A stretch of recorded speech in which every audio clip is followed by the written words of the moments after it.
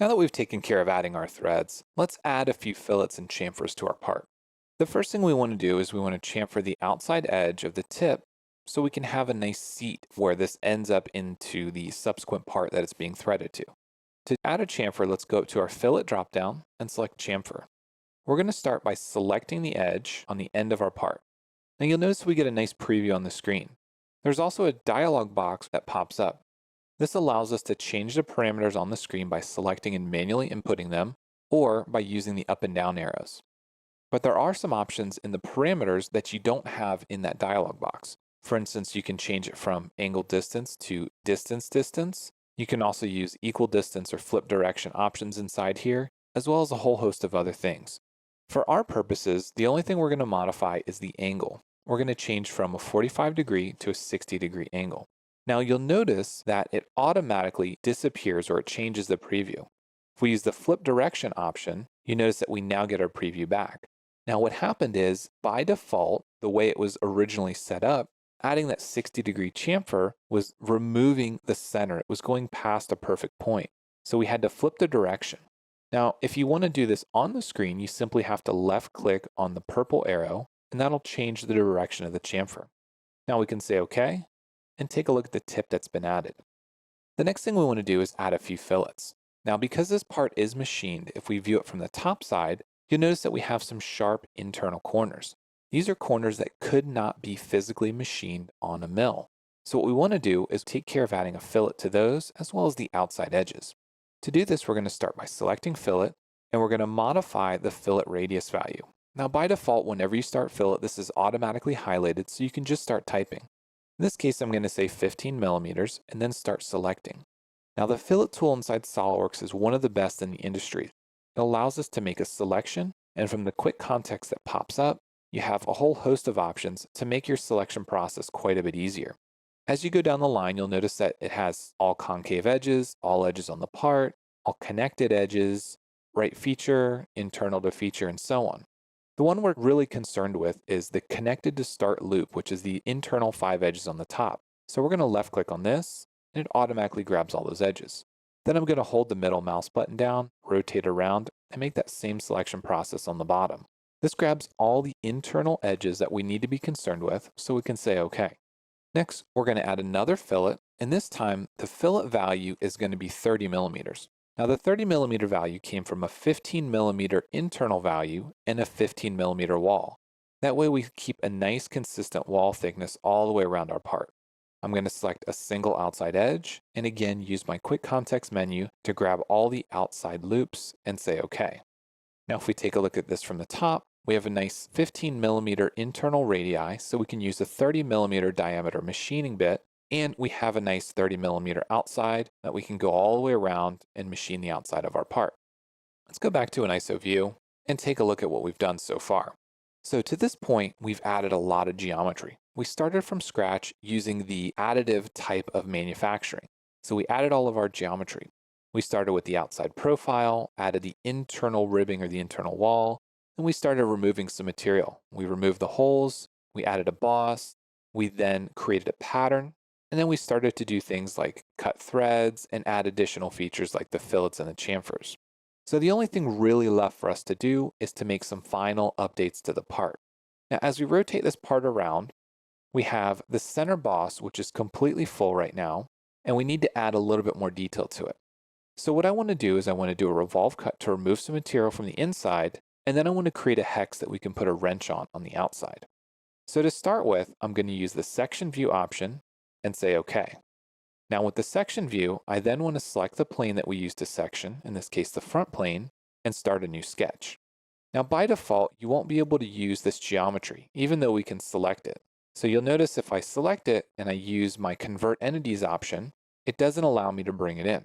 So the way that we need to bring some geometry in is use the convert entities dropdown, select intersection curve, rotate this around, grab the outside of the lower boss, the outside of the upper boss, and the outside of the major chamfer on this boss section, and select OK, then hit OK one more time. Then I'm going to use Control 8 or use the Normal to option to look back at this. I'm going to select all the entities on the left side and delete them by using the delete key on my keyboard. I then want to take all the entities on the right side and I'm going to use them for an offset. But to get started, I'm going to hit L on my keyboard to start the line tool. I'm going to draw a line from the origin straight down, double click the left mouse button to end the line creation, but still keep the insert line tool open. Then I'm going to draw another line from the origin straight up. Now you'll notice that it's automatically trying to snap to some geometry. So I'm going to hold down the control key to turn off any pervasive relations that are trying to be added. Then I'm going to hit the escape key. While this line is still selected, I'm going to select it one more time and make it vertical. The next thing I want to do is again hit the L key, start a new line, and connect these two edges. Now I can hit escape one more time, select one of these outside lines, hit the S key, and do an offset. Now we're going to be offsetting this inward 10 millimeters, and you notice that we have some options. Add dimensions, we can reverse the offset inward or outward. We have the select chain option, which automatically grabs any entities that are connected to this chain. We have bidirectional, we can offset it inward and outward. We have cap ends option, which now, new for 2016, allows us to cap ends on a non-bidirectional offset. In the past, you could only do it if you offset inward and outward. Very handy, not something we need to use in this specific instance. Then we also have options to make construction geometry of the base, which is what we initially selected, or the offset geometry.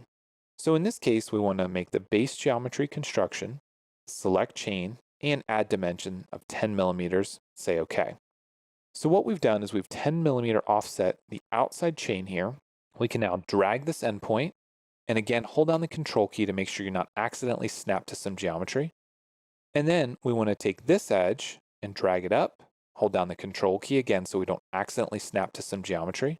And then we're going to hit the T key on the keyboard if you set up your trim tool quick key like I did, or you can go up to your toolbar, go down to trim entities and select trim and use the power trim, hold down the left mouse button and remove the additional entities so that we now have fully defined sketch. Lastly, we're going to use the line tool one more time by hitting L, and we want to finish off to make a closed profile. We can hit escape twice and exit our sketch. With the sketch still selected, we're going to go to revolved cut. For our axis of revolution, we're going to select the inside edge. You can rotate this around to get a preview and say OK. So now what we've done is removed a little bit more material from the inside of this part. We can turn our section view off and take a look at the results. So this now lightened up the part a little bit, removed some material that we didn't need, and now there's one last thing that I'd like to do. I want to start a new sketch on the back face of my part. I want to go back to my polygon option, make sure that it still has 6 for the number of sides, and I'm going to start at the origin and simply drag it outward. I'm going to hit escape on the keyboard to end the polygon tool, select the construction inscribed circle, control select the outer edge of my boss, and I'm going to make those equal. I then want to select one of the straight edges and make it horizontal. This gives me a fully defined sketch. Next, I want to select the inside diameter of what we just did a revolve cut on. You'll notice that when we do this, up in the top left-hand corner, we have this new set of graphics that pops up. This is something that SolidWorks added for 2016 called the breadcrumb. Now, this pops up whenever you select sketches, features, or edges, and it shows you what they belong to. So you'll notice that sketch 17, we're selecting an edge, belongs to cut revolve. This was the feature we just created to remove that material. So it's telling us this edge was created based on this feature. This feature belongs to the solid body, which is part of the entire part. In this case, it says part 2 because I haven't saved it yet, but it belongs to the entire part. Now this breadcrumb gets quite a bit more detailed as the parts get a little bit more complex, you start adding more geometry and so on. It can be a very handy way for you to track back to certain things while you're in the sketching or part environment or even the assembly environment to make quick edits. In this case, with this internal edge selected, we want to select Convert Entities. If I rotate this around, you can see that our sketch is the polygon with 6 edges on the outside and an ID that matches the revolve cut on the inside of our part.